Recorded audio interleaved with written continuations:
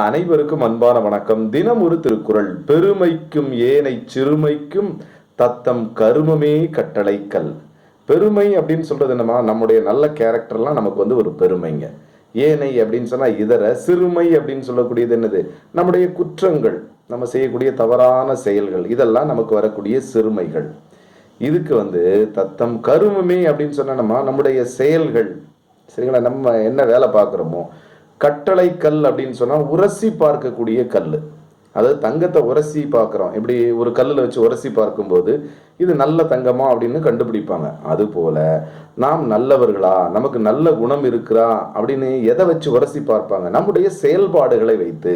நம்ம நல்ல செயல்களை செய்தோம் அப்படின்னு சொன்னால் நம்மை நல்லவர், நல்லவன், நல்லவள் அப்படின்னு சொல்லி இந்த உலகம் கண்டுகொள்ளும். புரியுதா?